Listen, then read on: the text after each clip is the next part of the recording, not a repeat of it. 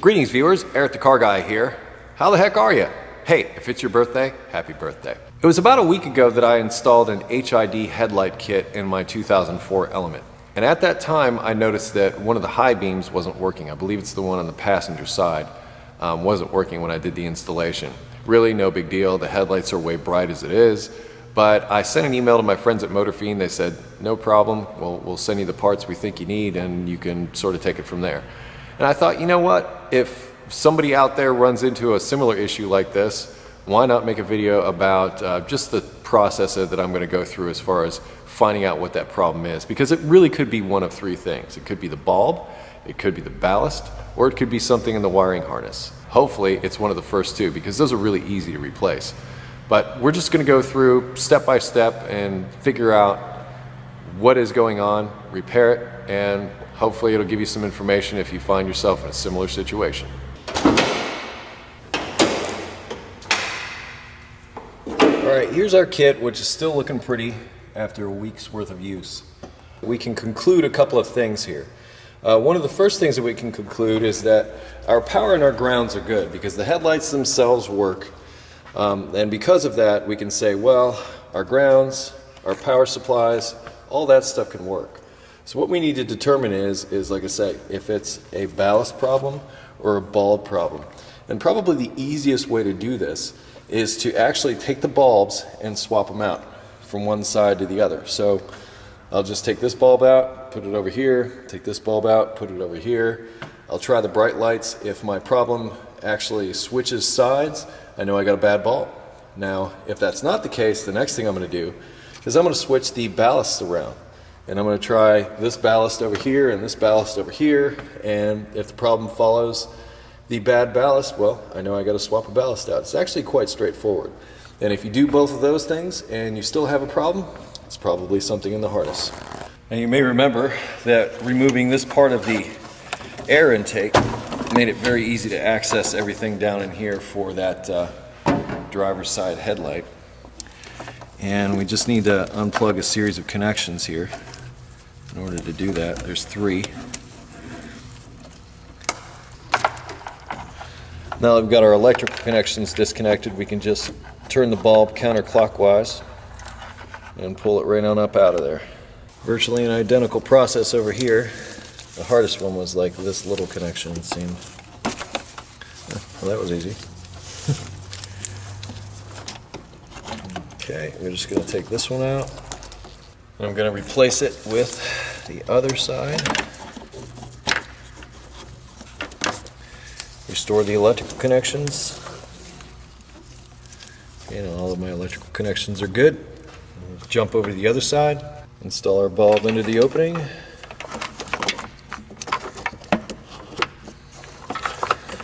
Restore our electrical connections.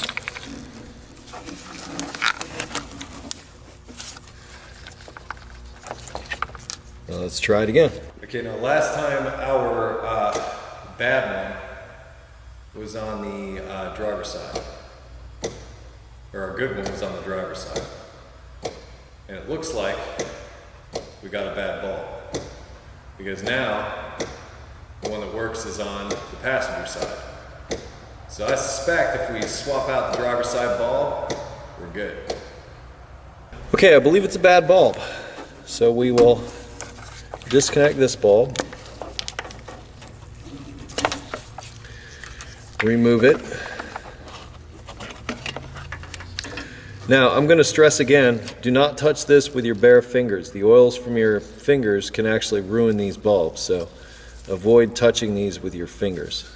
Now here we have the new bulb we're going to replace it with.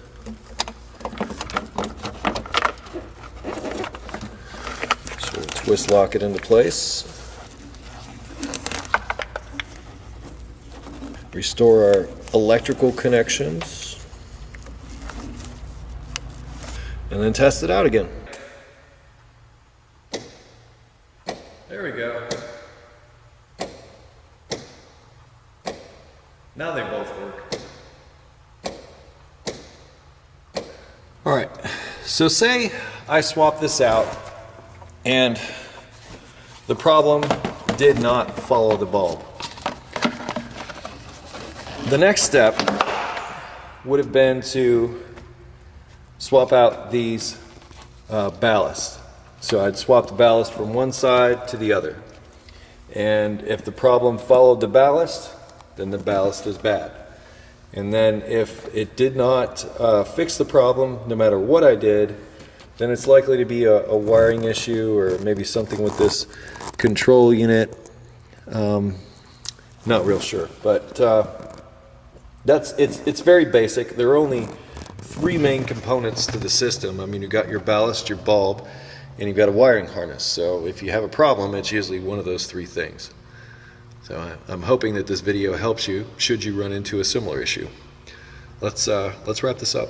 Well, as you can see, a pretty easy diagnosis and a pretty easy fix. Now these bulbs, don't get too mad at like Motorfiend, because it's not their fault. Even dealing with these when they first came out at the dealer on brand new cars, when these were first starting to become popular, there were issues with these. And part of the reason is we're dealing with like a lot of high voltage electricity here, and these are somewhat delicate electronics. So if I guess I could say that there's lots that could go wrong. And that's part of the reason why in the original installation video I had mentioned that you might want to keep your old bulbs just in case there was an issue. But once they're in and working, they usually last a good long time. If there's going to be a problem, they usually show up like maybe at the very beginning or towards the end when the bulbs burn out. At least that's what I've seen. And I've seen, you know, inverter issues on the vehicles I was working on, but these are ballast, or called ballast on this particular kit. So hard to say. But if you find yourself in this place and you need to diagnose it, swap the bulbs. If the problem follows the bulb, it's the bulb. If the problem does not follow the bulb, swap the ballast. If that doesn't fix it, then look to the harness. Pretty straightforward diagnosis. And no real tools involved. How nice. Anyway, I am Eric the Car Guy. You can always find me at EricTheCarGuy.com, where if you have automotive questions, I would ask that you type in a couple of keywords to the search function at the top of the homepage, and you like brake noise, car won't start, something like that. And a list of things will come up that may help you solve your problem. But if that's not the case, feel free to sign up for our forum. It is absolutely free. All you need is an email address. Just be sure and respond to the confirmation email that should show up. If it does not, check your spam, bulk folder, firewall, what have you, to try and find it. And then we will do our best to try and help you over at that there forum. You can always connect with me socially on Google+, Facebook, and Twitter. And I close each of my videos with, be safe, have fun, and of course, stay dirty.